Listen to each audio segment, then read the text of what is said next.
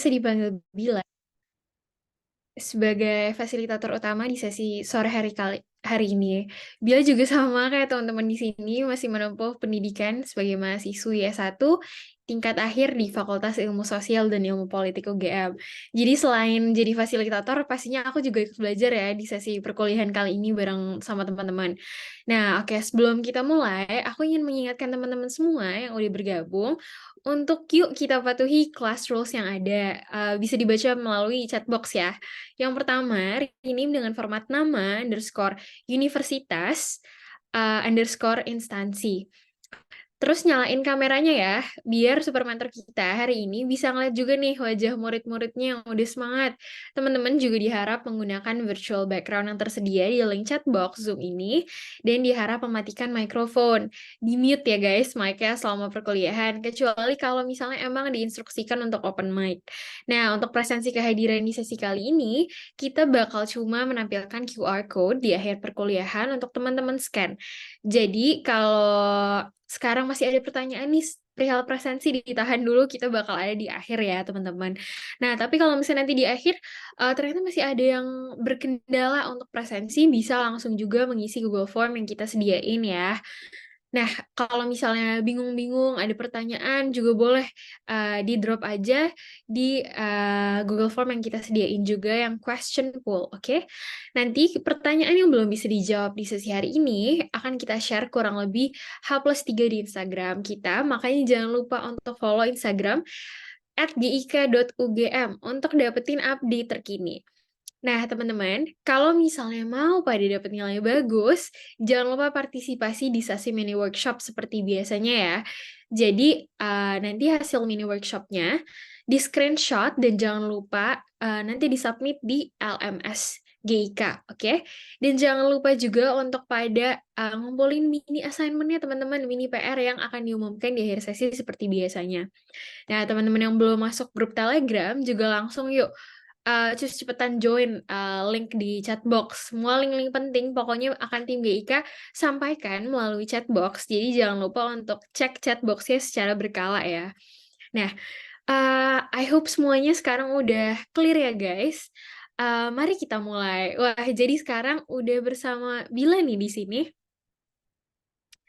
Super mentor kita, Pak Wafa Taftazani, yang merupakan seorang founder dan CEO di Upbanks, VC Gamers, dan Modal Rakyat ID, board member di Rans Venture, Bebas Investasi, dan ID Youth Diplomacy, dan juga pengajar di Universitas Indonesia, UI di Depok nih. Kepada figur yang luar biasa ini, Pak Wafa, apakah di sini bersama Bila? Hai, halo Bila dan teman-teman semua. Halo Pak, nah saya persilakan Bapak untuk mulai presentasi mungkin ya Pak ya, saya izin share screen ya Pak. Boleh, Oke, Pak Wafa sekarang lagi ada di mana Pak? lagi di rumah Oh di Jakarta ya Pak. di Jakarta ya. Oke, sudah terlihat di layar saya ya Pak? Ya, sudah terlihat. Oke, terima kasih Pak. Oke, baik. Selamat siang menjelang sore teman-teman semua. Terima kasih sebelumnya untuk teman-teman GK UGM sudah memberikan kesempatan untuk sharing hari ini dan selamat datang buat teman-teman semua di session kita hari ini terkait gaming industry. Akan banyak nanti yang saya share tentang gaming industry, tentang personal journey saya juga, dan juga potensi karir ke depannya di industri ini. Dan nanti di workshop nanti juga kita akan langsung praktek aja ya. Jadi nggak banyak teori. Saya akan mengajak teman-teman semua langsung praktek merasakan interaksi antara dunia gaming dengan fintech dan blockchain itu seperti apa sesuai dengan mungkin preview dari material yang sudah di-share ya. Jadi nanti disiapkan HP-nya karena kita akan pakai HP-nya bareng gitu ya. Oke, jadi seperti yang sudah disampaikan, topik utamanya hari ini adalah tentang industri gaming. Mudah-mudahan di sini teman-teman, kalaupun ada yang nggak main game, tapi kayaknya jarang ya sekarang nggak punya satu game pun di HP gitu, ataupun nggak main game apapun di PC atau di konsol, kayaknya jarang. Tapi kalaupun misalnya teman-teman di sini nggak ada yang gamer, pasti pernah dengar yang namanya game-game seperti Mobile Legends, Free Fire, atau mungkin bahkan mungkin teman-teman kalian sendiri atau keluarga atau pacar atau adik atau kakak itu juga mungkin seorang gamer gitu ya. Memang industri ini sangat besar dan bahkan secara global itu bisa dibilang sekarang sudah lebih besar dari film dan musik sebenarnya, secara revenue yang di-generate. Cuma memang, banyak pertanyaan dan banyak diskusi sebenarnya mengenai potensi industri ini di Indonesia itu seperti apa, nanti kita akan bahas sama-sama. Produk utamanya yang tentunya paling potensial di Indonesia di industri ini juga akan saya bahas, yaitu sebenarnya terkait marketplace. Dan itu merupakan juga produk utama dari VC Gamer sendiri, company yang saya dirikan 1,5 tahun yang lalu, dan nanti kita akan bahas juga mengenai karir ya, potensi karir di industri ini. Next.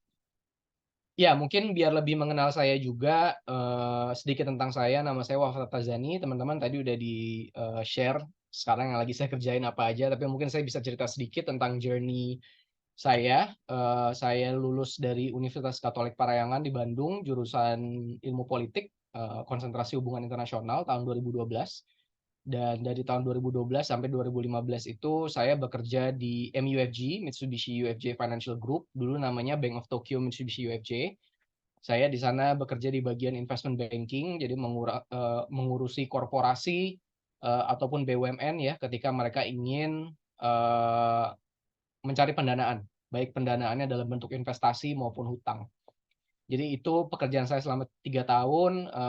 Yang paling sering ditanya, kenapa kok nggak jadi PNS di Kemenlu, jadi diplomat gitu ya.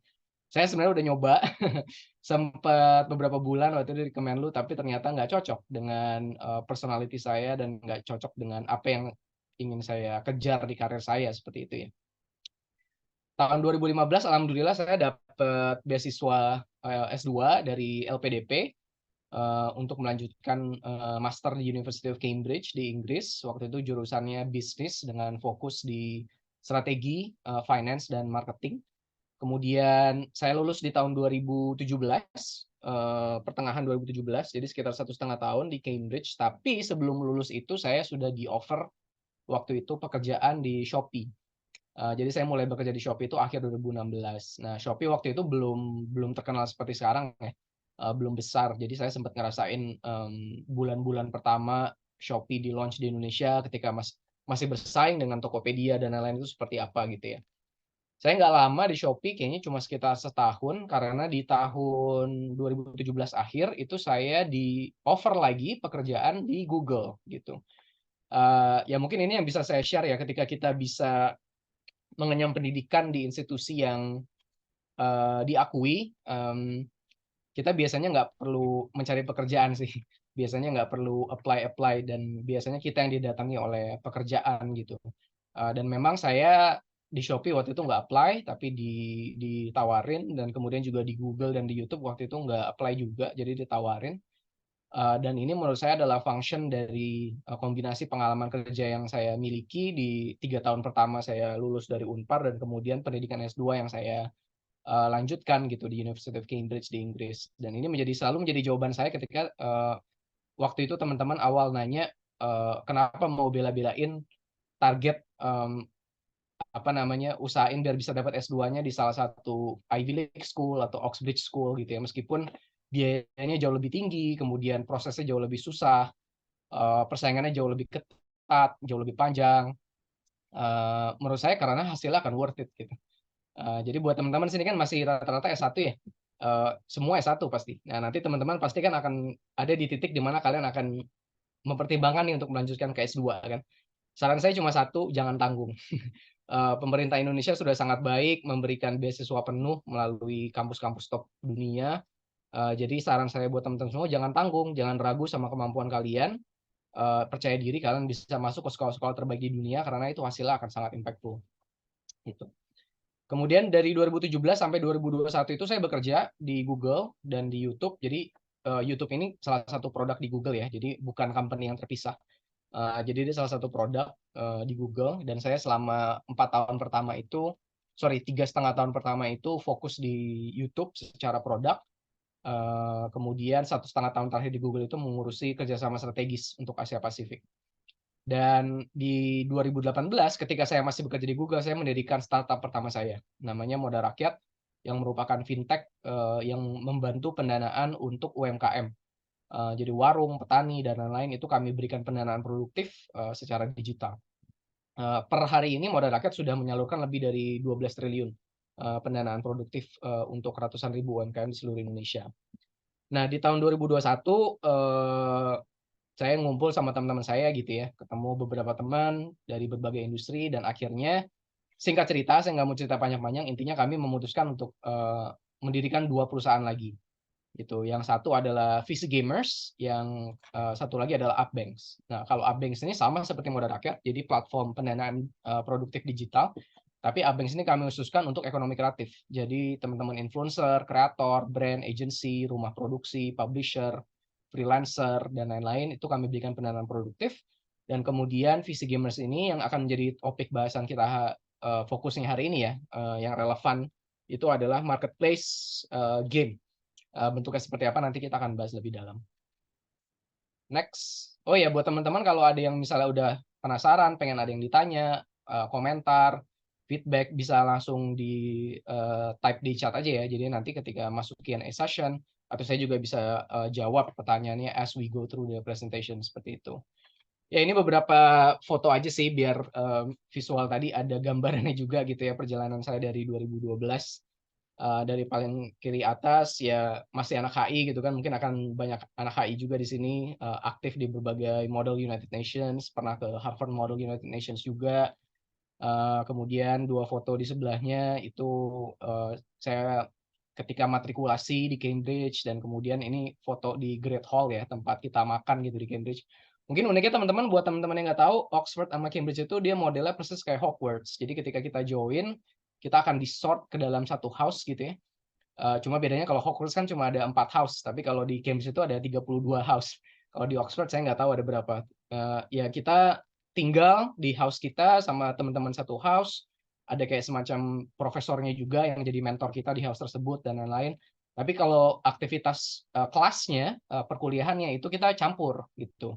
Campur sama teman-teman dari house lain. Dan kemudian ketika makan pagi, makan siang, makan malam itu juga campur di Great Hall-nya lah istilahnya, tempat kita makan bareng. Itu disediain tuh semua tuh, makan pagi, makan siang, makan malam, sampai saya bosen, sampai akhirnya kabur dari kampus cari Chinese restaurant gitu kan, karena udah saking bosennya makan di sana. Tapi awal-awal ya memang seru gitu ya. Ya dan uniknya juga di sana kalau kita mengikuti perkuliahan tertentu dan kemudian ujian gitu ya, itu kita juga harus menggunakan yang mereka sebut dengan gown gitu. Nah, gown ini ya ini yang di foto paling kanan ya. Jadi untuk acara-acara formal, kemudian untuk apa namanya mentoring session, untuk kemudian kelas-kelas tertentu, dan kemudian untuk makan malam formal, itu semuanya harus menggunakan gown gitu. Yang modelnya seperti ini. Jadi bukan cuma pas wisuda gitu.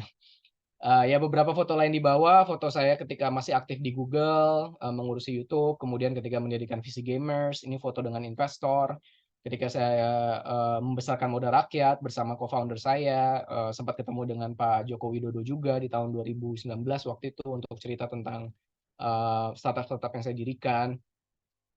Dan intinya mungkin teman-teman yang bisa lihat di sini adalah saya nggak pernah sendiri dalam mendirikan startup saya gitu. Jadi biasanya orang selalu bertanyanya, gimana caranya lu bisa punya waktu gitu kan, manage Modal Rakyat sambil kerja di Google, terus diriin Upbanks, diriin Visi Gamers, bantuin Raffi di Rans, kok semuanya bisa dilakukan di waktu yang bersamaan? Kuncinya adalah punya partner, punya co-founders, punya teman. Bukan hanya teman dalam urusan personal, tapi juga teman dalam berbisnis gitu ya. Tapi tentunya nggak semua teman bisa diajak berbisnis gitu kan ya, kita kan ngeliat fenomena sekarang pinjam dulu 100 gitu kan.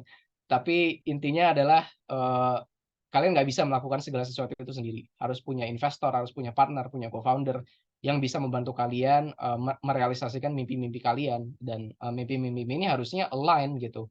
Mimpi kalian tidak berkonflik dan tidak berbeda dengan mimpi-mimpi partner atau investor kalian. Itu sih kuncinya gitu ya, gimana kita bisa really berdampak pada masyarakat dan berdampak juga pada diri kita sendiri itu secara scale gitu. Karena kalau kita sendiri nggak akan bisa, energi kita terbatas, jam tetap sama gitu, kita paling 24 jam sehari, tidur 7 jam sehari, belum makan, kemudian kamar mandi, istirahat, waktu untuk pribadi, untuk keluarga, sisa-sisa itu paling tinggal 8 sampai 12 jam per hari untuk sesuatu yang benar-benar produktif. Nggak mungkin kalian bisa membesarkan sesuatu untuk memulai sesuatu itu sendiri, pasti membutuhkan mitra gitu.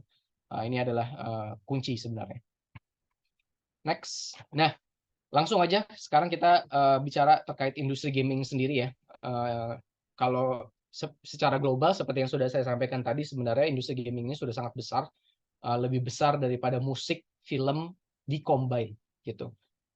Dan sebenarnya saya rasa teman-teman di sini harusnya udah familiar dengan berbagai game yang dimainkan di Indonesia yang populer ataupun di dunia, tapi mungkin as part of the discovery process dan hopefully bisa jadi something yang fun juga. Di sini ada pop quiz yang udah disiapkan sama teman-teman organizer. Mungkin teman-teman bisa akses pop quiznya untuk kita familiarize ourselves lah ya with some of the most played games and some of the most popular games di Indonesia. Mungkin saya bisa hand it back to Bila ya untuk help lead the pop quiz session. Oke, terima kasih Mas. Nah, teman-teman, seperti yang tadi Mas Wafa udah sampaikan, teman-teman boleh klik menti.com dan masukkan kode 11593898. Sekali lagi, kodenya 11593898, atau teman-teman juga bisa scan QR code yang ada di layar sini untuk jawab nih, kira-kira ini logo game apa ya? Kayaknya cukup sulit untuk orang-orang yang jarang main game ya. Tapi kalau untuk yang suka main game sih harusnya ini easy peasy lemon squeezy ya. Nah, teman-teman di chatbox itu udah ada juga. Teman-teman dari tim GIKA udah ngasih tahu kodenya. Aku izin stop share yang ini dan aku mau lihat ini teman-teman responnya di Menti seperti apa ya? Coba kita lihat teman-teman.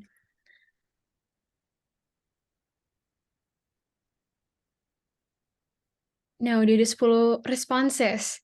Ada yang jawab V-Rising, Fix, PUBG, Roger, Valorant. Tapi yang paling banyak Valorant ya, Garena. Gimana nih Mas? Kira-kira anak-anaknya udah pada bener belum Mas? Ada yang benar. Ada tuh yang bener, guys. V-Live katanya. Aku baru dengar tuh V-Live, teman-teman. Wah, emang cukup sulit ya. Kayak aku sendiri jarang main game soalnya. Jadi kayak apa nih, logo apa nih? Sejauh ini udah ada yang masuk 21 responses, Mas. Mas sendiri suka nggak Mas main game ini, Mas? Saya pribadi sebenarnya nggak main Valorant karena Valorant ini lumayan bisa bikin stres ya kalau kita nggak jago. Mungkin teman-teman yang main ngerti maksud saya. Nah, udah di-spill itu ya guys ya, jawabannya Valorant, kata Mas Wafa. Nah, mungkin kita cukupkan ya Mas ya, ternyata teman-teman udah pada pinter nih kayaknya. Soalnya Oke. biggest response darinya Valorant. Oke, aku izin stop share ya Mas. Iya. Itu ada yang jawab Mas Faik Fadil. Paham banget Mas. Yang mirip-mirip sama Dota lah ya. Kayaknya malah jadi berpengaruh ke mental health gitu kan. Yang kita harusnya main game itu fun, refreshing. Cuma kalau nggak jago, game-game kayak Valorant, Dota ini benar-benar bisa bikin stres. Nah, bener ya Mas ya, Valorant jawabnya. Nah, floor back at you Mas Wafa. Oke, thank you. Kita lanjut mungkin ya. Next slide. Berarti. Ya. Eh, bisa di full screen nggak? Biar lebih besar. Ya.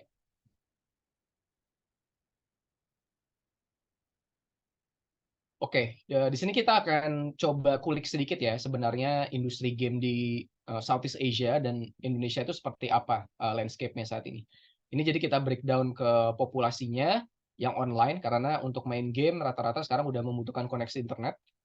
Game udah bukan kayak dulu lagi yang bisa dimainin secara offline. Kebanyakan game sekarang sudah membutuhkan online connection. Jadi kita akan breakdown industrinya itu based on dari populasi yang sudah terkoneksi ke internet di tiap negara. Jadi kalau kita lihat di sini mulai dari yang paling kiri aja Thailand online population itu sekitar 41 juta, 42 juta. Itu yang main game itu 31 juta. Jadi udah mayoritas gitu, udah 70%, 80%. Singapura populasi cuma 5 juta, yang main game itu 3,5 juta gitu. Sama, secara persentase juga sudah sekitar 70 sampai 80%. Jadi sudah mayoritas. Nah, Vietnam ini paling gila sebenarnya. Vietnam populasinya 52 juta, yang main itu 45 juta. Jadi hampir 90% ya. Jadi kalau ketemu 10 orang Vietnam random, itu 9 orang itu adalah gamer gitu. Cuma satu yang bukan gamer. Dan ini memang juga saya lihat sendiri waktu saya dulu kerja di Google, Google itu kan revenue-nya paling besar di Play Store dari aplikasi game ya. Itu Vietnam itu kontribusinya luar biasa sebenarnya. Malaysia mirip-mirip, jadi populasinya 27 juta, gamernya sekitar 20 juta, jadi sekitar 60-70% yang gamer. Nah, Indonesia ini state-nya sama seperti Thailand, Malaysia, dan Singapura gitu ya. Online populasinya saat ini sekitar 165 juta, jadi yang connected to internet, dan yang gamer itu ada sekitar 102 juta. Ini mulai dari gamer yang hardcore, yang main di PC, ngerakit-rakit Nvidia RTX 3080 gitu kan, sampai yang sekedar main game casual gitu ya, main Cooking Mama atau main Clash of Clans sambil nungguin gokar gitu kan di halte atau di lobby, all the way sampai anak-anak bocil-bocil di kampung-kampung yang main di rental PS dan lain-lain gitu ya. Jadi ini scope-nya sudah komprehensif. Itu sekitar 102 juta orang. Dan kemudian di Filipina dia agak mirip kita juga, Malaysia, Thailand, Singapura, populasi 69 juta, dan kemudian populasi gamer itu sekitar 44 juta. Jadi di Asia Tenggara secara keseluruhan, kecuali Vietnam, itu sekitar 70% populasinya adalah gamer. Vietnam ini agak anomali, karena 90% populasinya gamer. Sehingga bagi semua perusahaan di industri game ini, di Asia Tenggara, Vietnam ini menjadi market yang seperti wajib dimasuki, gitu ya. Wajib menjadi target ekspansi karena populasinya yang 9 dari 10 itu bisa dibilang gamer gitu. Nah, kenapa kalau di market lain hanya sekitar 70% gitu kan? Berarti kan ada sekitar 20% itu yang 20-30% yang belum main game layaknya seperti di Vietnam ya, sudah mencapai penetrasi 90%. Nanti akan ada beberapa isu yang juga akan kita bahas ya, terkait dengan kenapa penetrasi industri ini walaupun nggak bisa dibilang rendah ya sebenarnya, 70% itu bukan angka yang rendah gitu. Kita kalau bicara penetrasi industri 70% itu angka yang sangat tinggi. Tapi relatif dibanding dengan Vietnam misalnya, itu negara-negara lain di Asia Tenggara itu memang memiliki beberapa isu lain yang nanti kita juga akan bahas. Nah, kalau kita ambil di Asia Tenggara secara keseluruhan, itu berarti ada sekitar 250 juta lebih gamers di seluruh Asia Tenggara. Nah, uniknya di 2021 kalau kita lihat datanya 2 tahun yang lalu, itu total spending mereka itu sekitar 1,5 miliar US dollar. Itu berarti sekitar 20 sampai 25 triliun yang mereka spend, entah itu untuk misalnya skin, top up, voucher, currency, dan lain-lain. Tapi kalau di average itu berarti kan hanya sekitar 5,6 dolar per gamer gitu, per tahun gitu. Itu sebenarnya angka yang sebenarnya masih sangat kecil. Uh, Boleh di back dulu, masih di slide sebelumnya bilang. Sorry.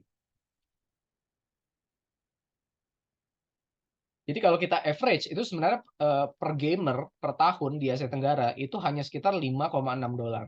Itu kan berarti hanya sekitar 80.000. Which buat saya itu nggak make sense karena saya tahu teman-teman saya yang top up diamond di Mobile Legends itu bisa jutaan tiap bulannya gitu kan.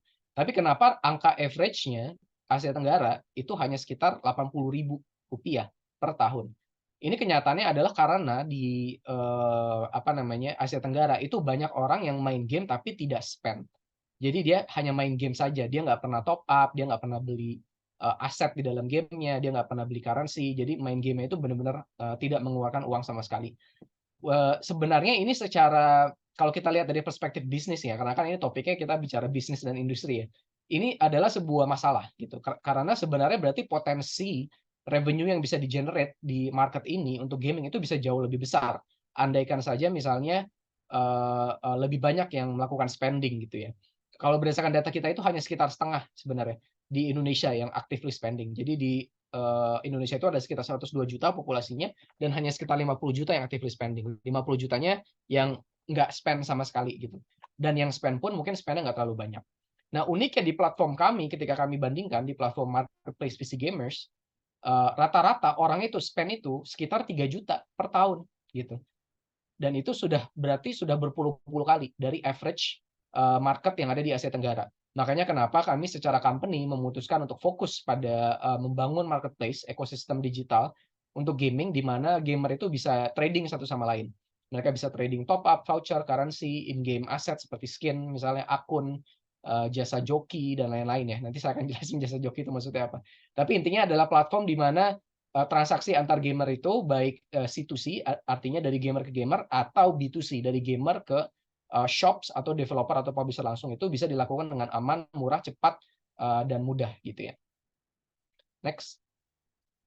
Nah, ini secara statistik VC Gamers Marketplace kami launching itu bulan Desember 2021. Saat ini penggunanya sudah sekitar 1,1 juta orang. 90% ini masih based di Indonesia, tapi 10% itu kami sudah ada user yang dari Vietnam, Philippines, Thailand. Dari 1,1 juta ini sekitar 10.000 yang merupakan penjual. Jadi ini kami kategorikan sebenarnya sebagai UMKM, karena kan mereka melakukan penjualan ya, mereka melakukan bisnis aktivitas komersial, dan mereka bisa dikategorikan sebagai UMKM sebenarnya, tapi UMKM di industri gaming. Yang waktu itu saya cerita ke beberapa kalangan pemerintah, mereka nggak pernah nyangka gitu bisa ada UMKM di industri gaming. Tapi pada kenyataannya memang banyak gitu, dan di platform kami sendiri itu udah sekitar 10.000. Bayarnya berarti kan sekitar 1 juta plus lah ya, kalau misalnya merchant-nya itu jumlahnya sekitar kisarannya puluhan ribu. Kami juga punya komunitas aktif di berbagai channel seperti misalnya Discord, Instagram, Telegram, dan lain-lain. Jumlahnya sekitar 200.000 orang. Dan ada sekitar 98.000, hampir 100.000 produk yang listed di marketplace VC Gamers. Dan tipenya yang terjual tiap bulan itu ada sekitar 600 produk yang unik ya. Tipe ya, bukan total jumlah produk yang terjual, tapi tipenya. Itu sekitar 600 produk. So far dari semenjak kami launch di akhir 2021 itu sudah sekitar 3,1 juta transaksi yang kami proses di platform kami, sukses gitu. Dan ini data-data berdasarkan angka Januari 2023. Jadi sekarang udah Oktober 2023, jadi angka-angka ini sebenarnya sudah lebih besar lagi. Next. Nah, apa sih sebenarnya produk marketplace itu? Marketplace ini sebenarnya nggak ada bedanya kalau kalian kayak belanja di Shopee atau di Tokopedia gitu ya. Cuma bedanya ini bukan barang fisik, tapi semuanya barang digital atau barang in-game gitu. Jadi nggak ada shipping, nggak ada return, nggak ada logistics, nggak ada warehousing, nggak ada packaging gitu ya, nggak ada kurir. Karena semua barangnya, entah itu goods atau service, itu sifatnya digital dan dikirim melalui infrastruktur yang sudah tersedia di dalam gamenya ataupun menggunakan blockchain kalau barang atau asetnya itu bersifat token atau NFT. Nanti juga kita akan bahas ya mengenai blockchain dan NFT. Nah, fitur-fiturnya tentunya seperti promo code. Jadi kami bisa bekerja sama dengan partner lain untuk mempromosikan produk mereka, dan nanti ketika mereka menggunakan produk tersebut akan mendapatkan promo seperti cashback dan lain-lain. Moderation, kami punya tim yang membantu settling disputes kalau misalnya ada barang yang nggak nyampe, uangnya nyangkut, barang yang tidak sesuai dengan order dan lain-lain. Kemudian quick buy, jadi fitur di mana pengguna kami bisa mendapatkan barang yang mereka inginkan di bawah 1 menit, gitu ya. Jadi kami jamin setelah beli, setelah melakukan pembayaran di bawah 1 menit itu barangnya sampai, apapun itu, gitu. Bulk order untuk teman-teman yang reseller misalnya ya, ingin membeli dalam jumlah banyak, itu juga kami fasilitasi di sini.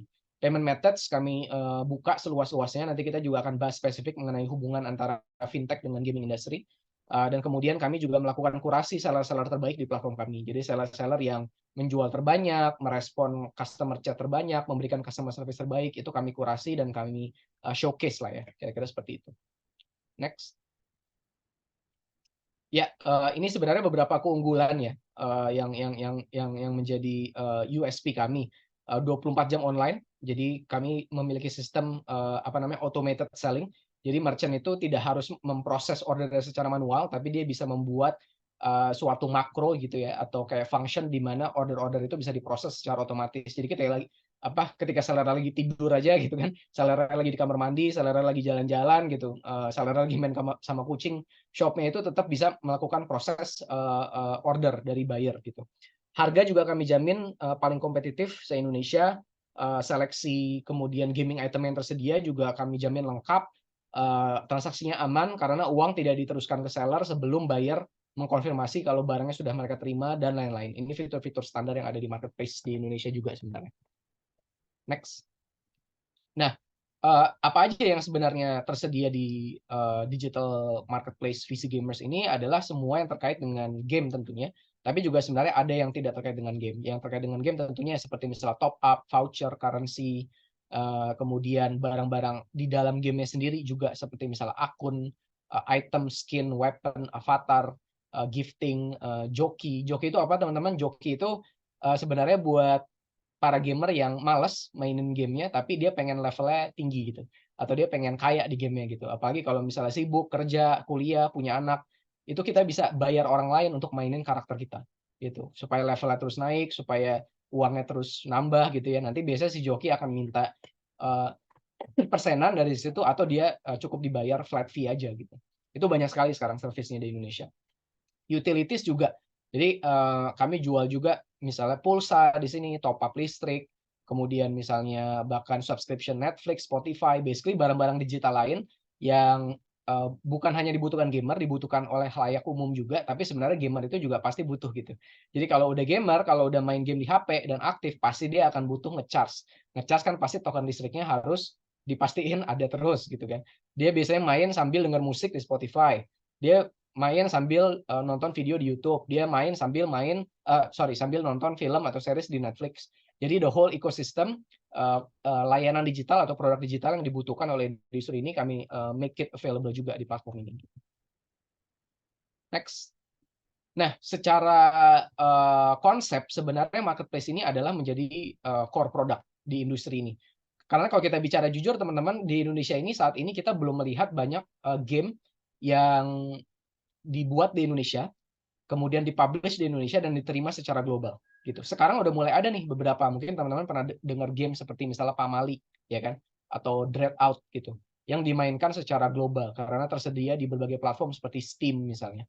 Dan kemudian juga sekarang udah ada beberapa mini game lain lah yang sekarang sudah mulai banyak dimainkan secara global. Tapi sebenarnya belum banyak kalau dibandingkan dengan industri development ya di Korea Selatan misalnya, China, Jepang, Eropa, India, Amerika Serikat, itu kita ketinggalan jauh banget gitu. Kita ketinggalan jauh banget. Hampir semua game-game populer yang dimainkan di Indonesia itu adalah asalnya dari negara-negara tadi. Entah dari Korea Selatan atau China, India, Eropa, Amerika Serikat dan lain-lain. Belum cukup banyak sebenarnya, tapi bukan berarti kedepannya akan terus seperti ini gitu ya. Tapi kalau dalam jangka pendek, kalau kita bicara potensi industri, potensi karir, memang saat ini yang terbesar adalah di layanan komersial, commercial service terkait dengan industri gaming ini. Makanya kenapa VC Gamers memulai dengan produk marketplace. Tapi tidak menutup kemungkinan kalau kedepannya juga kami akan masuk ke development, publishing dan lain-lain. Nah, marketplace ini didukung oleh dua fitur lainnya, yaitu kami punya media berita juga, VC Gamers News, di mana kami meliput perkembangan-perkembangan terbaru di industri game dan juga drama-drama yang terjadi antara e-sports atlet dan selebgram gitu kan. Sekarang udah mulai kayaknya dimainin sama publisher-publisher seperti itu gitu. Dan kemudian ada social hub, platform di mana gamer bisa saling berinteraksi satu sama lain. Jadi seperti Facebook-nya untuk gamers atau Instagram-nya untuk gamers gitu ya. Dan ini semua fungsinya adalah untuk mendukung terjadinya transaksi yang ada di marketplace gitu. Untuk memfeedback lagi semua traffic, semua interaksi, semua user yang datang karena news atau datang karena social hub, untuk nanti mereka ujung-ujungnya bertransaksi di marketplace kami gitu. Next. Nah, tadi saya sempat cerita, jadi kalau marketplace yang terkait dengan barang-barang in-game seperti misalnya skin, karakter, akun, currency, top up, mudah-mudahan teman-teman sudah mengerti ya, dan bahkan di sini kalau banyak yang gamer pasti sudah sangat familiar juga dengan prosesnya dan lain-lain. Yang mungkin belum teman-teman familiar itu adalah sebenarnya ada satu teknologi yang sekarang memberikan potensi baru untuk industri ini, yaitu teknologi blockchain gitu. Dengan menggunakan teknologi blockchain, banyak sekali keuntungan yang bisa didapatkan oleh industri game dan bahkan platform-platform yang produknya marketplace seperti kami, kemudian developer, publisher itu juga bisa sangat memanfaatkan teknologi baru blockchain ini. Nah, tapi sebelum saya lebih jauh nih ngomongin tentang NFT dan gaming, saya pengen memastikan dulu nih kalau teman-teman semua tuh familiar dengan apa itu blockchain. Di sini boleh share di chat atau mungkin kalau mau open mic silakan. Ada nggak yang mengerti blockchain itu apa? Definisi dari blockchain itu apa dan cara kerjanya seperti apa? Apa ada yang pernah dengar atau ada yang punya pandangan, pernah tahu sedikit atau bahkan pernah nyoba? Ada yang tahu nggak? Boleh silakan kalau ada yang mau open mic atau share di chat. Nah, teman-teman, yuk kita share. Udah ditanya nih sama Mas Wafa, kira-kira ada yang ngerti nggak tentang blockchain nih, teman-teman? Udah ada satu chat, Mas, dari Faik Fadil Zulfikar Barik, katanya belum terlalu paham, Pak. Oke, ada lagi? Saya mau kasih kesempatan dulu mungkin buat teman-teman ada yang pernah lihat, pernah pakai.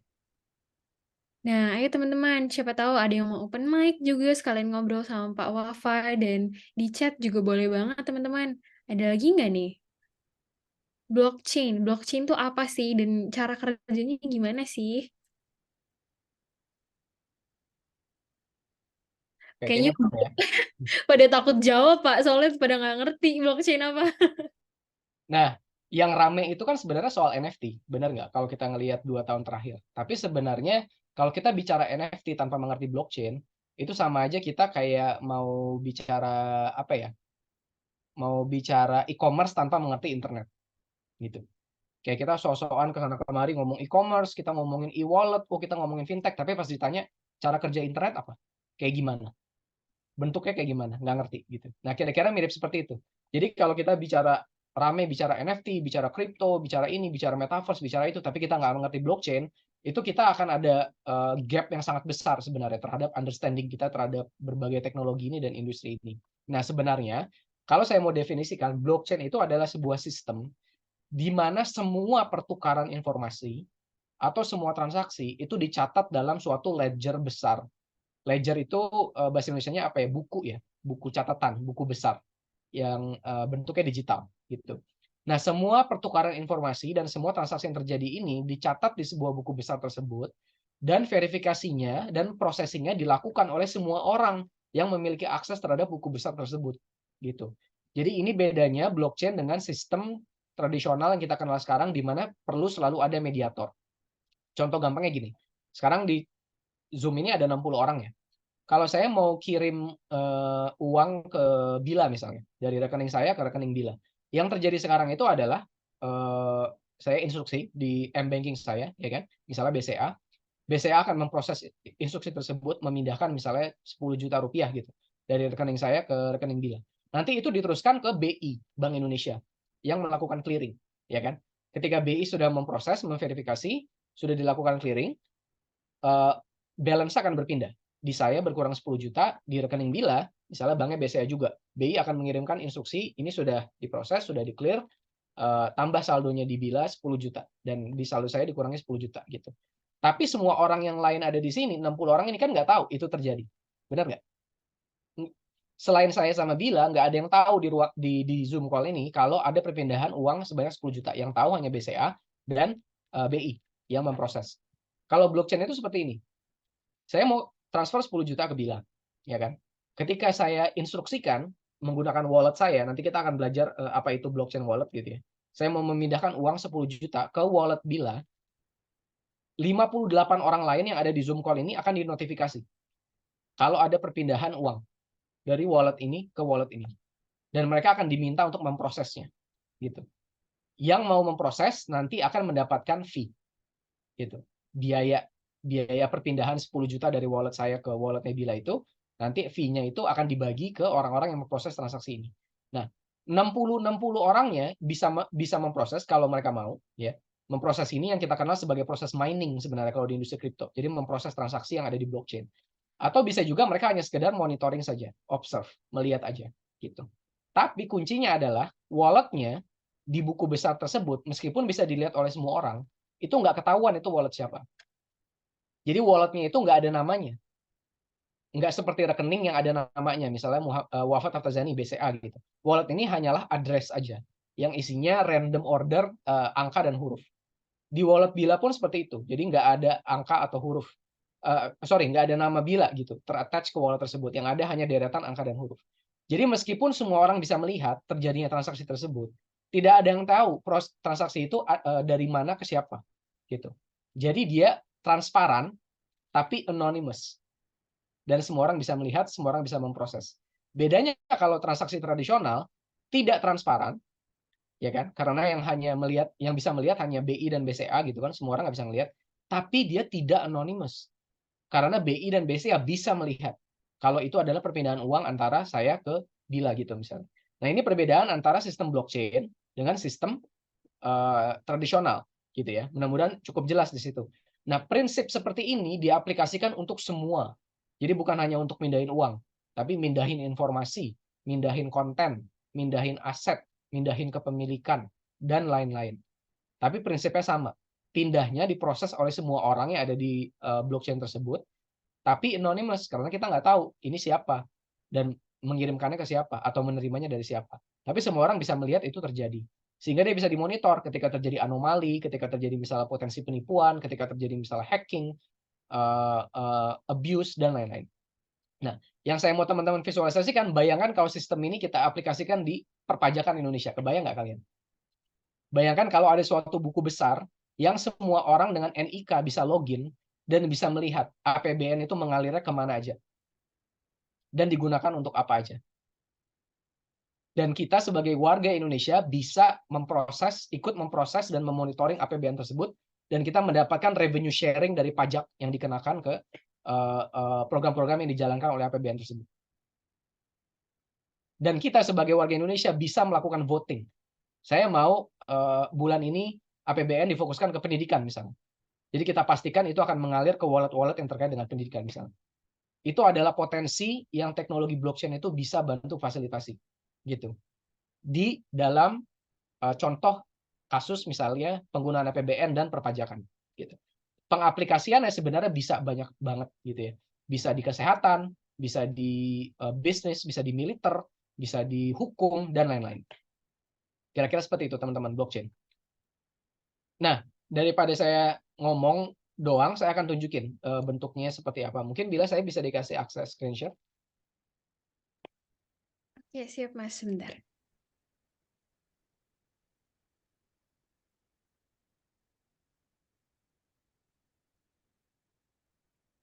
Sudah Mas? Oke, saya akan langsung tunjukkan aja bentuk blockchain itu seperti apa. Tentu kan blockchain ini kan dia deretan kode ya, yang tidak bisa dilihat secara fisik. Tapi sebenarnya ada suatu tool yang disebut sebagai blockchain scanner, yang kita bisa melihat semua transaksi yang terjadi di blockchain tersebut. Teman-teman bisa lihat screen saya ya. Jadi ini semua orang bisa akses, teman-teman juga bisa akses, namanya bscscan.com. Dia adalah scanner untuk blockchain Binance, Binance Smart Chain, dan kita bisa melihat semua transaksi yang sekarang sedang terjadi, pernah terjadi, gitu. Dari awal blockchain ini dibuat. Jadi kalau kita lihat aja di sini view all transactions ya. Ini baris-baris ini apa teman-teman? Baris-baris ini adalah semua perpindahan aset yang terjadi dari satu wallet ke wallet lain. Jadi ini adalah ID transaksinya, gitu kan? Sifatnya apa? Deposit. Oke, dia melakukan deposit. Bloknya di blok nomor berapa? Karena blockchain itu cara kerjanya dia seperti rantai. Ketika setiap ada transaksi baru, dia akan membuat rantai baru, blok baru. Nah, jadi kita bisa melihat setiap bloknya gitu. Nah, ini adalah ID bloknya. Kapan terjadinya? 10 detik yang lalu tadi. Di sini ada penjelasannya 10 detik yang lalu. Siapa yang memproses? Di sini kita bisa lihat siapa orang yang memproses, kemudian diprosesnya kemana. Dan kita juga bisa lihat di sini nilai perpindahan asetnya berapa. Dan fee yang dikenakan ke orang-orang yang memproses tersebut berapa, di sini kita bisa lihat juga. Nah, ini kalau saya refresh, itu pasti udah berubah lagi. Ini kita lihat ya, di sini kan ID transaksinya di sini 0x9c9. Coba ini saya refresh aja. Itu udah berubah lagi. OXDA6D6. Kalau saya refresh itu pasti udah berubah lagi gitu. Karena ada ribuan, bahkan mungkin ratusan ribu transaksi yang diproses setiap detik ya di blockchain. Gitu. Jadi kita bisa melihat semua transaksi yang ada di sini, dan kalau kita klik di sini, kita bisa melihat juga ini pindahnya dari siapa, kemana, jumlahnya berapa, dan apakah ada fee yang didapatkan dari sana. Gitu. Nah, seperti yang saya sampaikan tadi, kita nggak bisa lihat ini siapa orangnya. Jadi kalau kita klik, kita nggak bisa lihat orang ini namanya siapa. Gitu. Jadi ini seperti daftar rekening yang melakukan transaksi dengan rekening lain, tapi kita nggak bisa tahu pemilik rekening tersebut siapa. Gitu. Nah, ini adalah sistem blockchain. Ya. Semoga menjadi lebih jelas tentang apa itu blockchain, dan nanti kaitannya apa dengan industri gaming kita akan bahas juga. Oke, kita lanjut dulu, balik ke presentasinya. Nah, kalau saya gambarkan secara skema ya, jadi blockchain itu dia terdiri dari 4 komponen utama, teman-teman. Pertama adalah chain-nya sendiri, yang tadi saya tampilkan ya. Kita biasa menyebutnya sebagai L1 atau L2 chain. Jadi maksudnya L1 itu adalah dia blockchain yang dia buku paling atas. Kemudian nanti di dalam buku itu bisa dibuat lagi sub-sub buku, gitu ya. Itu yang disebut sebagai L2 chain, gitu. Nah, kemudian ada 2 komponen lain. Kita fokus ke yang warna biru dulu ya. Tadi chain-nya, terus kemudian decentralized exchange dan centralized exchange. Maksudnya apa?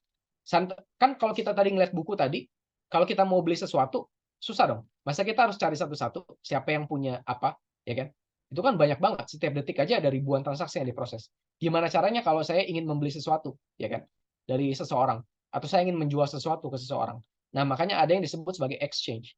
Nah, exchange ini adalah cara bagaimana tadi jutaan, bahkan ratusan juta wallet yang bertransaksi di chain itu bisa bertemu satu sama lain untuk bisa mendapatkan menjual belikan barang atau layanan yang mereka inginkan gitu. Nah, bedanya apa nih antara centralized dan dengan decentralized? Kalau centralized itu ada penengahnya lagi. Jadi seperti sistem BI tadi. Contohnya apa? Misalnya kalau di Indonesia kita mengenal toko kripto, kita mengenal Indodax, kita mengenal Reku, dan lain-lain. Itu jadi ada yang memprosesnya di tengahnya, yang nyariinnya gitu ya. Nah, kalau decentralized itu tidak ada penengahnya, tidak ada mediatornya. Jadi transaksinya langsung antara si wallet dengan wallet lainnya gitu. Jadi kalau misalnya saya ngirim uang ke Bila gitu kayak tadi, itu berarti langsung tuh transaksinya dari wallet saya ke wallet Bila melalui decentralized exchange karena saya nggak tahu saya mau ngirimnya misalnya ke siapa gitu atau mau belinya dari mana misalnya kan. Kalau centralized dia akan melewati pihak ketiga dulu. Kira-kira seperti itu. Nah, kemudian di yang bawah itu ada yang namanya ada yang namanya NFT, non fungible tokens. Maksudnya NFT itu apa?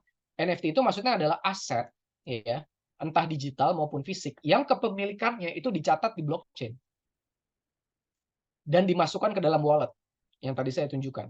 Sehingga ketika terjadi transaksi itu bisa diproses melalui blockchain. Kayak tadi misalnya saya kirim uang 10 juta ke Bila, ternyata bukan cuma buat mengirim uang, tapi saya pengen beli motornya Bila gitu, misalnya. Yang sertifikat kepemilikan motornya itu tercatat dalam bentuk NFT di wallet. Berarti kan kita melakukan transaksi nanti melalui decentralized exchange, ketika uangnya sampai, 10 jutanya sampai ke wallet Bila, Bila akan mengirimkan NFT kepemilikan motornya ke saya. Gitu. Nah, di dunia yang ideal, yang sudah mengembrace blockchain, berarti saya tinggal tunjukin aja ke orang sertifikat kepemilikan motor tersebut dalam bentuk NFT. Dan idealnya berarti kan diterima oleh kepolisian, diterima oleh pemerintah, diterima oleh Dishub dan lain-lain gitu ya. Ini membayangkan dunia ideal di mana satu dunia sudah mengembrace menggunakan blockchain, termasuk pemerintah. Tapi kira-kira fungsinya seperti itu. Dengan prinsip seperti itu sebenarnya apa aja bisa dijadikan NFT. Entah itu barang digital seperti misalnya aset di dalam game gitu ya misalnya, atau currency, atau aset fisik yang kepemilikannya dicatat dalam bentuk NFT. Kira-kira seperti itu. Nah, kita tadi bahas yang warna biru, yaitu struktur dari blockchain sendiri. Nah, kemudian kita bahas mengenai fungsinya atau manfaatnya yang warna kuning. Manfaatnya apa aja? Tadi kita udah bahas. Satu, blockchain itu transparan. Semua orang bisa ngelihat, ya kan? Semua orang tadi bisa mengakses scanner yang saya share screen. Semua orang bisa melihat transaksi yang terjadi antar wallet. Kedua, immutable. Dia tidak bisa dimodifikasi oleh orang, gitu. Kalau kita bicara sistem transaksi tradisional, pegawai bank yang nakal itu bisa loh mengubah saldo kalian atau mengalirkan uang kalian yang harusnya dialirkan ke rekening mama kalian misalnya dialirkan ke rekening dia. Tapi ngambilnya cuma Rp10. Jadi nggak ketahuan. Tapi dia lakukan itu ke 10 juta nasabah. Gitu kan. Dapat 100 juta. Gitu. Sehari. Jadi kalau di blockchain itu tidak bisa dimodifikasi seperti itu. Kenapa? Karena memang proses 60 orang lain yang ada di dalam chain tersebut. Gitu kan. Kan nggak mungkin orang itu bisa lolos dari pemprosesan dari mata 60 orang yang memproses transaksi tersebut. Gitu ya. Smart contract. Smart contract maksudnya apa? Semua ini bisa diotomasi. Gitu. Semua ini bisa diotomasi, bisa ada rule-rule yang di-set gitu ya. Misalnya tiap tanggal 25 misalnya saya buat smart contract, tiap tanggal 25 saya akan kirim dari wallet saya ke wallet mama saya senilai 5 juta rupiah gitu. Tanpa saya perlu ngapa-ngapain, smart contract itu akan otomatis mengeksekusi transaksi itu tiap tanggal 25. Misalnya, itu contoh smart contract yang paling simple. Tapi smart contract yang kompleks itu benar-benar bisa menjadi bahkan suatu yang menggantikan yang kita kenal sekarang seperti misalnya ADART gitu ya. Saya ngelihat ada satu company di Eropa yang ADART-nya atau anggaran dasar dan anggaran rumah tangganya itu dalam bentuk smart contract gitu. Jadi ketika mereka melakukan RUPS, ketika mereka melakukan meeting board of commissioner, melakukan meeting board of director, menerima uang, membayar vendor, mengeluarkan uang, itu semuanya melalui smart contract yang terembed ke dalam blockchain. Dan semua direktur dan komisarisnya memiliki akses terhadap chain tersebut, mereka bisa monitor. Tapi semuanya dieksekut di dalam smart contract dengan rule yang tidak bisa diubah. Gitu. Ini untuk menggantikan peran manusia yang sebenarnya sangat compromisable. Benar nggak? Manusia itu nggak sempurna. ADART-nya bilang apa, aturan perusahaan bilang apa, manusianya ngelakuin apa, kita nggak tahu. Ya kan? Nah, smart contract ditujukan untuk mengeliminasi peran dari manusia yang tadi terkompromis oleh mungkin ethical issues atau memang sifatnya kriminal gitu kan. Jadi itu tereliminasi. Gitu. Nah, kemudian yang keempat adalah security, keamanan. Gitu. Nanti kita akan praktek juga di workshop tentang kenapa keamanan ini menjadi sangat penting. Karena Tidak seperti rekening, wallet ini tertempel pada diri kita secara pribadi, gitu ya. Jadi wallet ini hanya bisa diakses oleh kita yang memiliki key phrase yang hanya kita yang tahu, gitu. Jadi tidak ada lagi orang yang bisa disalahkan. Jadi kalau kita kehack nggak bisa nyalain customer service karena nggak ada customer service. Blockchain itu nggak ada perusahaannya. Blockchain itu nggak ada customer service-nya. Semua orang yang ada di dalamnya itu ya sesama pengguna juga. Hanya kita yang mengetahui key phrase kita, sehingga kita yang bertanggung jawab untuk menyimpannya secara aman. Tapi berarti siapapun yang bisa mendapatkan key phrase kita itu bisa membuka wallet kita, gitu. Jadi kalau kalian catat key phrase kalian di kertas, terus kalian taruh di dompet, dompetnya dijambret, orang lihat dan somehow yang ngejambret tahu itu key ke wallet kalian, ya bisa dipakai in theory gitu ya, on paper. Tapi menjadi itu berarti keamanannya itu benar-benar tergantung pada diri kita pribadi. Tidak lagi terkompromis oleh misalnya nanti hacking terhadap sistem atau hacking terhadap perusahaan dan lain-lain. Semua tergantung pada kita. Oke, next. Nah, sekarang kaitannya dengan industri game apa? Di sini ada yang mungkin pernah cobain main Axie Infinity. Ini adalah salah satu game Web3 yang lumayan terkenal, game NFT yang lumayan terkenal. Tapi intinya teknologi tadi yang saya ceritain panjang lebar itu bisa digunakan oleh gaming industry dengan cara game developer ketika mereka membuat aset, misalnya karakter, akun, skin, senjata, avatar, currency, token, ya kan? Kalau kalian misalnya main, saya nggak tahu game apa tuh yang kayak apa, kita punya farm terus punya sawah, punya sapi-sapi ternak, saya nggak tahu namanya. Tapi saya pernah lihat teman saya main, mungkin sapinya gitu kan, sawahnya dan lain-lain, itu semuanya bisa dijadikan NFT gitu. Semuanya bisa dijadikan NFT, kepemilikannya dicatat di dalam blockchain dan kemudian bisa diperdagangkan dengan orang lain di blockchain. Ini adalah in-game ekonomi, virtual ekonomi yang bisa memiliki nilai value di dunia nyata, karena nilai value di dunia nyata itu juga sebenarnya hanya ditentukan oleh demand terhadap aset tersebut, gitu kan. Jadi bagi developer ini bisa menjadi suatu terobosan baru, di mana semua yang mereka create itu ternyata nanti jadi bisa diperdagangkan dan mereka sebagai developer akan mendapatkan komisi ketika setiap terjadi ada perpindahan kepemilikan antara satu in-game aset dengan in-game aset lainnya, antara satu wallet dengan satu wallet lainnya, gitu. Itu contoh implementasinya. Nah, ini tadi saya sampaikan ke depannya mungkin developer juga akan bisa mengundang orang lain untuk menggunakan teknologi ini untuk membuat aset di dalam game mereka, gitu. Sekarang kalau yang main Mobile Legends, kalian beli skinnya itu kan semua dibuat oleh developernya, ya kan? Dengan teknologi blockchain ke depannya bisa aja nanti developernya Mobile Legends membuka akses biar semua orang bisa ngedesain skin Mobile Legends, gitu. Misalnya kalian nggak suka main Mobile Legends, tapi kalian jago desain, misalnya dengan Canva, dengan Adobe atau apapun itu, kalian suka desain kostum, kalian bisa bikin skin hero Mobile Legends terus kalian jual melalui blockchain. Dan setiap skin itu terjual, kalian mendapatkan komisi. Gitu. Ini adalah potensi ke depannya ketika misalnya gaming industry itu bisa mengembrace blockchain secara penuh. Karena kita kemudian membuka akses ke yang kita sebut sebagai kreator. Jadi yang namanya kreator itu bukan hanya yang punya yang followersnya 1 juta gitu ya, terus kemudian joget-joget, terus kemudian mereka dapat uang dari gifting gitu kan, nyam-nyam kenyang, atau mereka endorse dan lain-lain. Tapi juga orang-orang yang membuat aset, gitu. Creating dalam arti sebenarnya, gitu kan. Selama ini kan creating itu yang kita kenal hanya dengan creating content atau creating sensation gitu kan, create sensasi gitu, create gossip. Tapi mungkin suatu hari industri ini dengan bantuan teknologi blockchain kita bisa kembali pada fitrah dari kata creator sebenarnya, yaitu menciptakan sesuatu. Entah itu menciptakan kostum, menciptakan aset, menciptakan mendesain rumah di dalam game yang bentuknya NFT dan itu bisa dijual melalui blockchain. Gitu. Ini adalah potensi yang bisa di-enable oleh teknologi ini ke depannya. Next. Nah, kemudian engagement secara komunitas. Gitu. Misalnya, sekarang kan kita ngeliat banyak turnamen game, ya kan? Saya kemarin terakhir ke turnamen Mobile Legends di Mall Taman Anggrek, itu benar-benar penuhnya sampai kayaknya apa ya, saya sampai ngeri ambruk sih itu lantainya Mall Taman Anggrek, karena kan selama ini banyak kejadian mall-mall gitu ambruk. Itu saking penuhnya itu kayak udah benar-benar nggak bisa gerak sama sekali di MTA.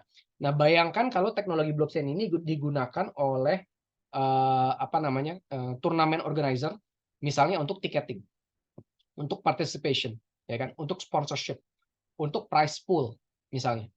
Jadi kita bisa berkontribusi terhadap misalnya prize pool. gitu dan lain-lain. Dan nanti kita bisa mendapatkan sharing misalnya dari reward yang didapatkan oleh tim yang menang. Ini semua adalah apa namanya hal yang bisa dilakukan dengan industri dengan teknologi blockchain. Atau bisa sesimpel teman-teman bikin turnamen versi lokal sendiri, gitu kan.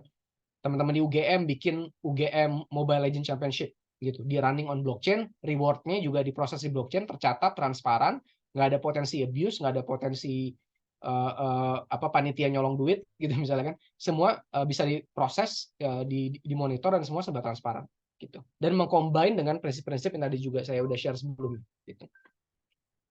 Next.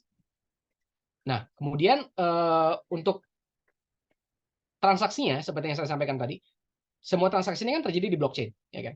Nah, maksudnya apa sih bertransaksi di blockchain? Sebenarnya mirip dengan kalau kita bertransaksi di dunia nyata dengan rekening bank. Cuma bedanya kali ini kita menggunakan wallet, gitu ya. Nah, kalau contoh yang di bawah nih, misalnya kalau di Web2 atau di non blockchain kan kita pakai Kris, pakai Dana, pakai GoPay, pakai Link Aja, pakai ShopeePay. Nah, kalau di industri blockchain itu ada 3 wallet utama yang paling banyak digunakan oleh industri ini. Yang pertama adalah Trust Wallet, yang kedua MetaMask, yang kemudian yang ketiga adalah SafePal. Dan kita akan nanti bahas lebih dalam mengenai Trust Wallet, yang nanti kita akan workshopnya itu adalah kita belajar sama-sama untuk pakai Trust Wallet. Gitu. Next. Nah, sebelum kita masuk ke workshopnya juga sebenarnya ada satu functionality lagi, yaitu blockchain ini bisa enable yang namanya staking. Jadi staking ini seperti deposito. Maksudnya apa? Misalnya gini, misalnya kalian main Mobile Legends nih, kalian punya skin, ya kan? Skinnya skin yang sangat rare misalnya, yang kalau nyarinya itu kayak susah banget, atau kalau mau beli tuh mahal banget gitu ya. Tapi kalian mainnya lagi jarang nih, karena misalnya lagi persiapan mau UAS. Ya. Kebayang nggak kalau dengan blockchain skin itu bisa kalian deposit dan nanti bisa disewain ke orang lain? Buat orang yang mungkin nggak mau seribet itu nyari skinnya, atau nggak mau beli semahal itu, dia bisa nyewa dengan harga misalnya hanya cuma 5% dari harga kalau mereka beli. Jadi dia nyewa skin itu dari kalian.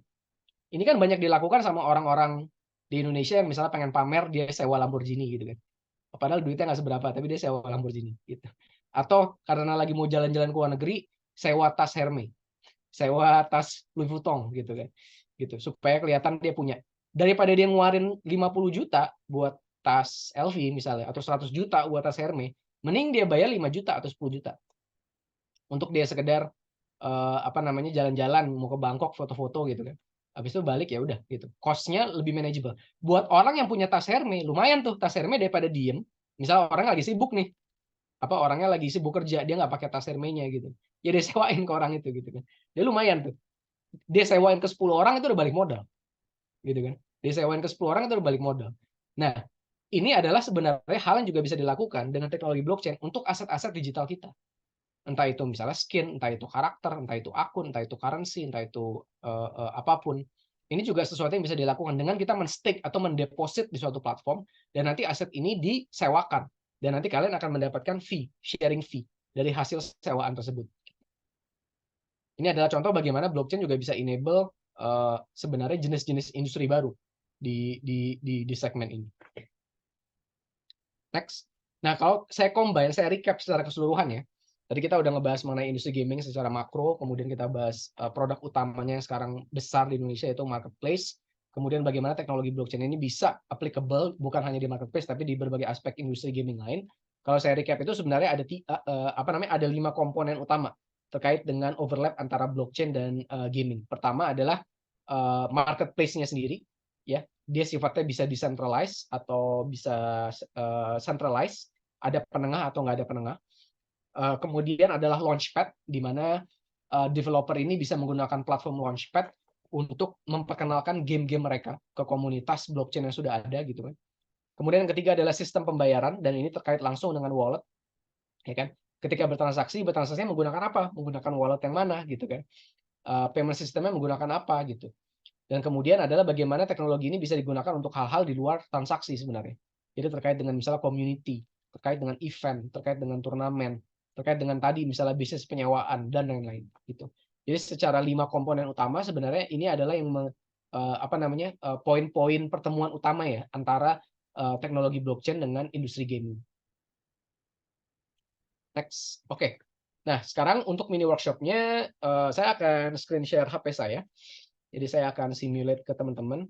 Sekarang kalau boleh saya minta teman-teman, pegang HP-nya, eee, mungkin sambil nunggu mungkin HP-nya ada yang lagi di-charge atau di mana gitu ya, kita bisa break 1 menit ya kali ya, Bila ya, buat teman-teman nyiapin HP-nya, pastiin baterainya nggak habis sambil nge-charge gitu ya, terus terconnected ke internet, gitu.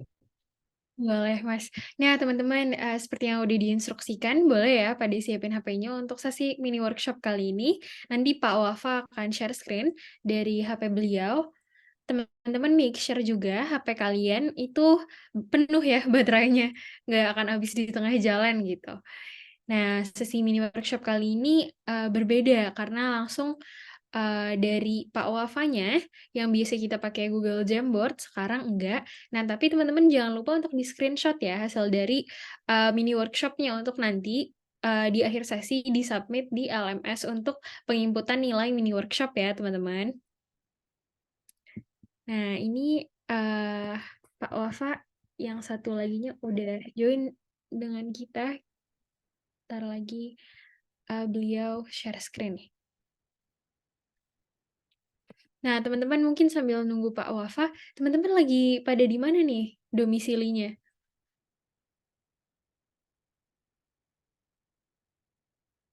Semarang,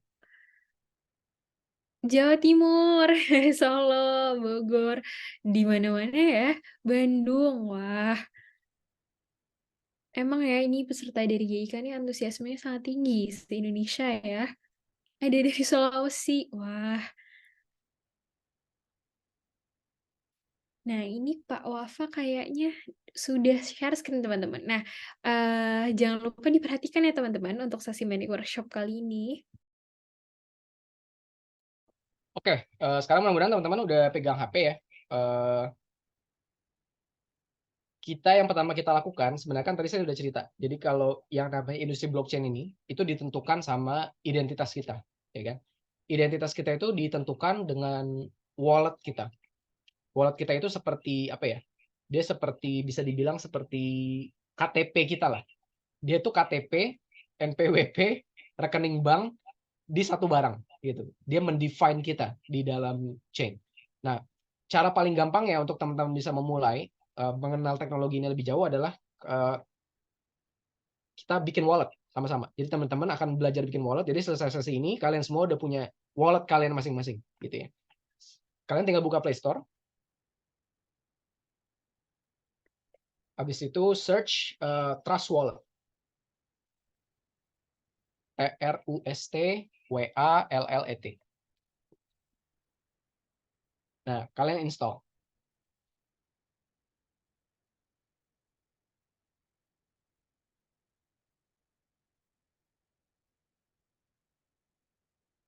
Kita tunggu sampai semuanya udah selesai install ya mungkin ya Bila. Oke, siap, Pak. Nah, teman-teman jangan lupa ya, dibuka Play Store ataupun App Store-nya dan di-install Trust Crypto and Bitcoin Wallet. Aplikasi ini aku juga ikutan mini workshop-nya, Pak. Biar Ya, sama punya Trust Wallet. benar. Nah, Oke, di kalau udah tinggal klik open.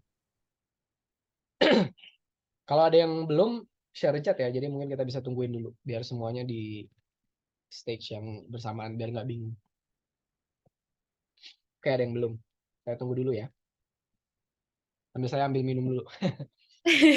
Oke, Pak. Nah, ini kan kita kasih waktu teman-teman sampai 16:10 ya untuk download, Trust Crypto and Bitcoin Wallet-nya.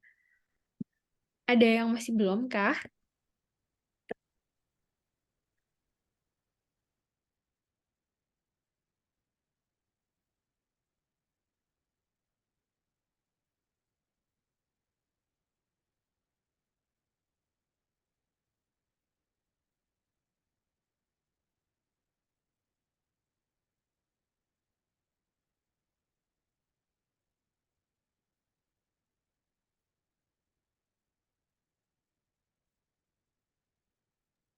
Nah, teman-teman, aku bakal, kasih waktu buat teman-teman sampai 16:10 ya.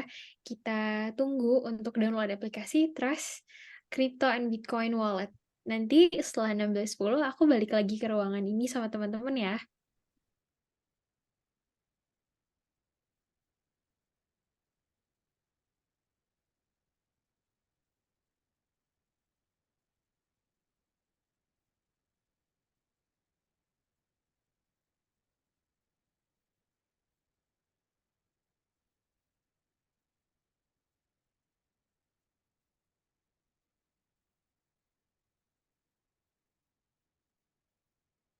Wah, kalau penyimpanan full coba di uninstall dulu Mas, app-app yang lain-lainnya. Atau dipindahin foto-fotonya ke Google Photos.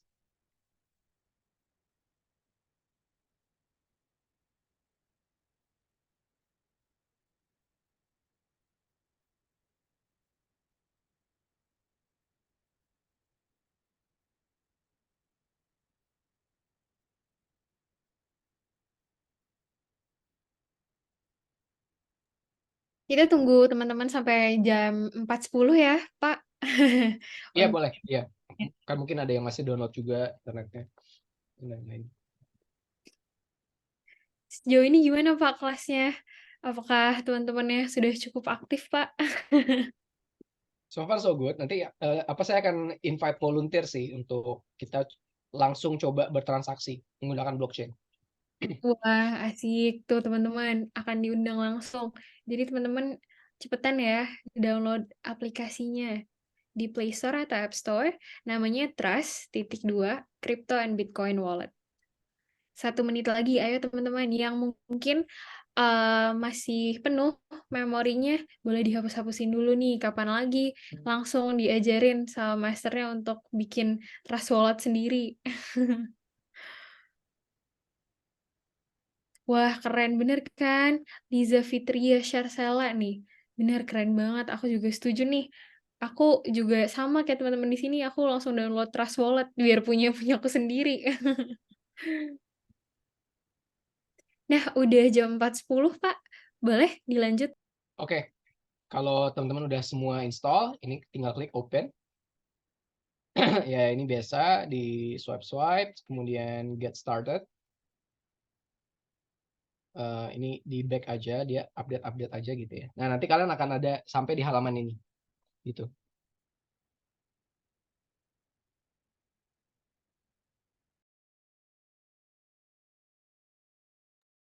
Kalau semua udah sampai di halaman ini, kalian bisa langsung lihat sebenarnya sekarang semua aset-aset yang ada di blockchain gitu. Jadi yang paling populer itu kan Bitcoin ya, kemudian ada namanya BNB, eh, kemudian Ethereum gitu. Tapi sebenarnya di sini kita bisa nih kalau mau memonitor harga-harga aset lainnya. Di sini ada ratusan sih sebenarnya yang tersedia yang bisa dimonitor gitu. Tapi sebenarnya kalau untuk sekarang kita default aja, jadi nggak usah tambahin yang lain, nggak usah tambahin yang lain dulu. Jadi cukup Bitcoin, Ethereum, BNB. Jadi sesuai defaultnya aja. Nah, kalian nanti tinggal kalau kalian udah punya wallet, kalian bisa import. Jadi kalian bisa dari aplikasi wallet lain itu kalau kalian udah pernah create wallet di sana itu bisa dipindahin ke Trust dari sini. Itu misalnya dari MetaMask atau dari SafeBlock. Kalau kalian belum pernah punya wallet, berarti klik yang I don't have a wallet. Jadi create a new multi-chain wallet. Nanti akan ada page untuk create password. Jadi silakan kalian create password untuk kalian sendiri.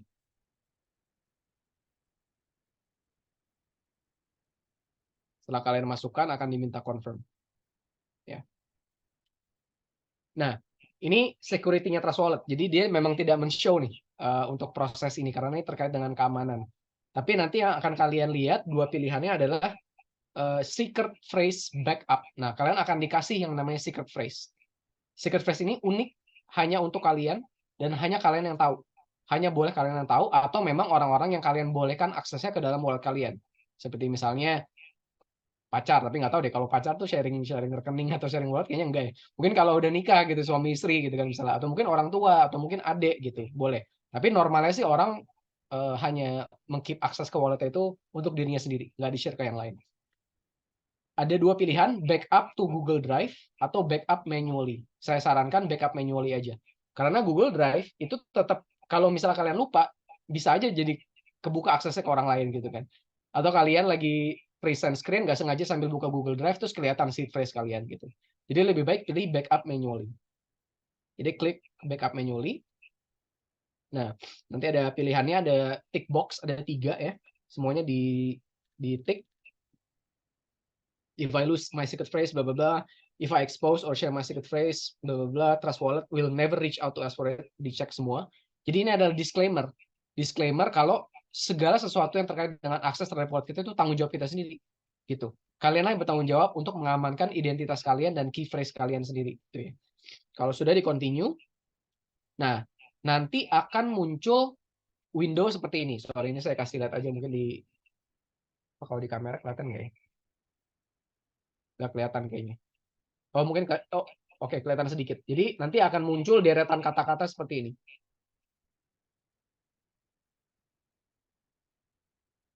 Muncul akan ada 12 kata, ya. Nah, 12 kata inilah yang kalian simpan. Ini urutannya. Jadi dia ada 12 kata dan ada angkanya. Angkanya tuh urutannya. Ya. Ini kalian catat. Your secret phrase. Ada tulisannya write down or copy these words in the right order and save them somewhere safe. Itu bisa kalian copy. Bisa kalian copy, terus bisa kalian misalnya kalau yang paling basic email ke diri kalian sendiri. Tapi kan berarti harus mengamankan akses emailnya ya. Jangan sampai emailnya juga kebongkar gitu. Kalau nggak ya keyphrase ketahuan juga. Atau bisa mem-WhatsApp diri kalian sendiri. Tapi berarti orang yang ngelihat WhatsApp-nya juga bisa ngelihat keyphrase-nya gitu kan. Jadi kalau saya biasanya itu saya taruh di notepad aja dulu gitu. Atau kalian buka note di HP kalian gitu. Jadi paling nggak kesimpannya cuma di HP kalian dulu gitu. Klik copy. Kalau sudah di copy kalian paste dulu terserah di mana. Mau email ke diri kalian atau mau di WhatsApp ke diri kalian sendiri juga atau mau taruh di note silakan dilakukan dulu.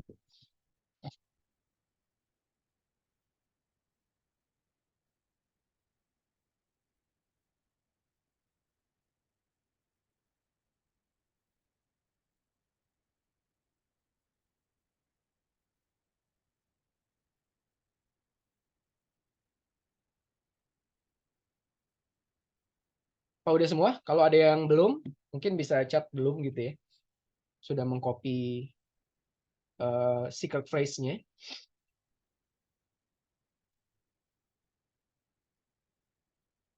Oke, kita tunggu dulu teman-teman yang lain biar barengan.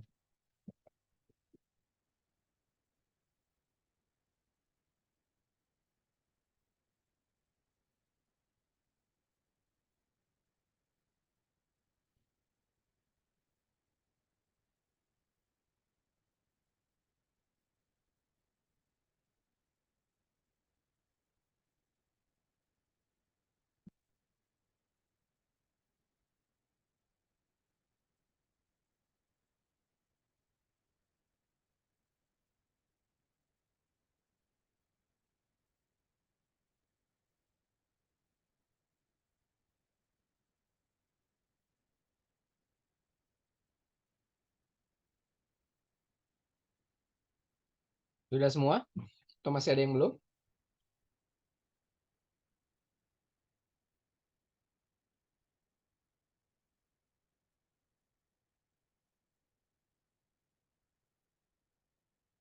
Oke, kalau kalian udah pegang secret phrase kalian sudah disimpan di tempat yang aman. Nanti idealnya uh, sedikit cerita ya, kalau teman-teman saya yang uangnya banyak banget ya di Trust Wallet-nya, yang bisa sampai puluhan miliar gitu, dia nyimpan aset di Trust Wallet, itu dia copy misalnya, terus dia tulis di kertas. Terus kertas saya itu disimpan di safe deposit box di bank, di brankas. Habis itu dia hapus catatannya di HP gitu. Sesegitunya dia mau ngamanin secret phrase-nya. Tapi ini sebagai ilustrasi aja. Kalau udah, kalian klik continue. Nah, kalau nanti udah kalian klik continue, kalian akan diminta memverifikasi secret phrase-nya. Jadi kalian harus susun urutan katanya berdasarkan urutan yang tadi sudah kalian catat gitu. Ini dia katanya akan sama, tapi sekarang urutannya di random nih sama si Trust Wallet. Sekarang kalian coba urutkan. Wih, udah ada yang selesai ngurutin, cepet banget. Udah jago nih kayaknya. Ini kayak pemain nih, player nih, Muhammad Zaka nih.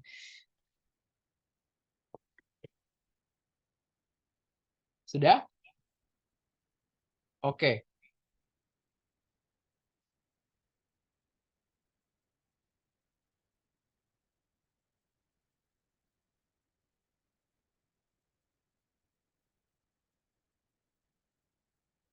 Masih ada yang belum? Kita sambil nunggu yang belum. Saya juga coba ini.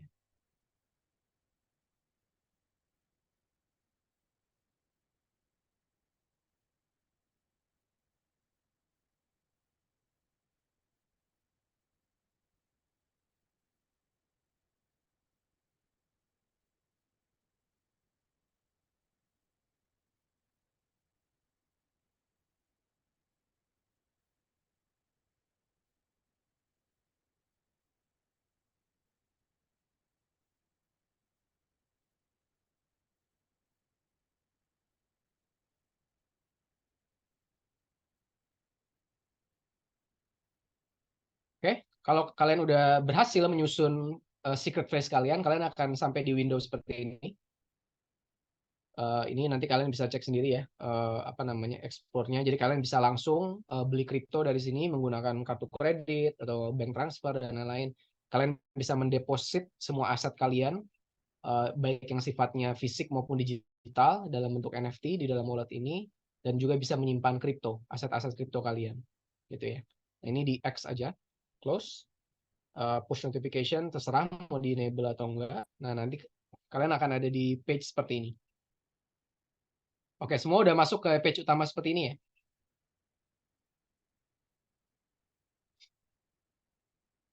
Nah, nanti kalau kalian klik apa main wallet yang di tengah, yang di bawah angka dolarnya, kalian bisa lihat semua wallet kalian, bisa di rename juga. Kalau kalian mau ganti, misalnya jadi nama saya gitu ya, Wafa Taftazani gitu misalnya. Tapi ini nggak akan muncul di blockchain, jadi hanya kalian yang bisa melihat. Jadi tetap nanti alamatnya adalah alamat anonymous, jadi nama kalian nggak akan muncul. Nah, sekarang dari wallet ini saya akan share ya beberapa hal yang bisa dilakukan. Of course, kalian bisa nerima dan mengirim, yang paling basic ya. Send dan receive, ini yang paling basic. Kalau kalian mau send, nah ini belum ada asetnya, jadi belum bisa ngirim gitu kan. Nah, kalau mau menerima, nanti kalian bisa pilih yang lagi kalian mau terima tuh dari apa dari orang gitu. Misalnya BNB Smart Chain gitu ya. Ini adalah currency utama di blockchain Binance, jadi diklik. Nah, nanti kalian akan dikasih QR code dan alamat wallet kalian. Gitu. Jadi kalau orang mau kirim ke wallet kalian bisa simply show QR code-nya atau di screenshot QR code-nya dikirim ke mereka atau kasih address yang di bawah gitu. Address yang di bawah ini yang 0x0669B gitu ya. Itu bisa kalian copy gitu. Kalian juga bisa set amount-nya yang mau diterima berapa gitu, tapi sebenarnya nggak perlu. Atau kalian bisa share, mau share kemana, QR code-nya dan alamatnya gitu. Kalau kalian mau menerima pembayaran. Nah, biasanya kalau toko-toko yang udah nerima pembayaran dengan kripto, itu udah banyak sekarang ya mereka tinggal share QR code wallet mereka aja. Mereka tunjukin kayak Kris di depan gitu. Ketika orang scan dengan Trust Wallet, dia akan bisa langsung melakukan transfer dari wallet mereka ke wallet tersebut. Gitu ya. Bisa juga melakukan deposit dari exchange. Pilihannya cuma ada Binance, jadi bisa beli kriptonya dari Binance, kemudian bisa dideposit ke dalam wallet ini juga. Gitu. Oke, semua udah ya ini? Cukup jelas harusnya untuk mengirim dan menerima. Nah, kemudian juga bisa melakukan buying langsung. Jadi kita belum punya aset, jadi kita belum bisa ngirim, dan kita juga nggak kenal siapapun yang punya aset, jadi kita belum bisa nerima, belum mau bertransaksi, kita bisa melakukan pembelian. Itu. Tapi kalau beli langsung dari Trust Wallet itu harganya cukup mahal biasanya. Gitu. Jadi lebih baik kita membeli dari platform seperti misalnya toko kripto, Indodax, Reku yang sudah banyak di Indonesia ya dan teregulasi oleh Kementerian Perdagangan. Yang nggak ilegal. Nah, kalian bisa pindahkan nanti kriptonya setelah kalian beli di sana, dipindahkan ke Trust Wallet ini gitu dengan metode receive tadi. Seperti itu. Bisa juga earn. Earn ini apa? Ini adalah deposito. Seperti yang tadi saya share. Jadi dengan kita mendeposit aset kripto yang kita punya, kita bisa mendapatkan interest atau bunga. Beda aset, bunganya beda juga gitu ya. Kalau di antara ini ya sebenarnya yang paling stabil itu adalah BNB chain. Makanya dia bunganya paling rendah. semakin asetnya risky, harga naik turunnya semakin ekstrim, dia bunganya akan makin tinggi gitu. Dan semakin asetnya stabil, seperti misalnya di sini ya tadi BNB gitu ya, karena sudah besar, dia bunganya juga akan semakin rendah. Gitu. Ini kalau kita udah punya aset, terus asetnya diem aja, kita lagi nggak beli apa-apa, kita nggak pakai buat apa-apa, ya kita sekolahin lah gitu asetnya, gitu. Supaya dapat interest. Nah, kemudian itu kan tadi tombol-tombolan di atas. Kemudian kita lihat di sini ada token, ada NFT. Nah, ini saya nggak punya NFT di wallet ini karena baru bikin. Kalau kalian punya NFT, entah itu aset apapun, itu semua akan terlist di sini. Gitu. Jadi bayangkan di dunia nanti yang semua sudah pakai blockchain, kalian punya rumah, sertifikatnya NFT. Kalian punya mobil, sertifikatnya NFT. Kalian punya perusahaan, aktanya itu dalam bentuk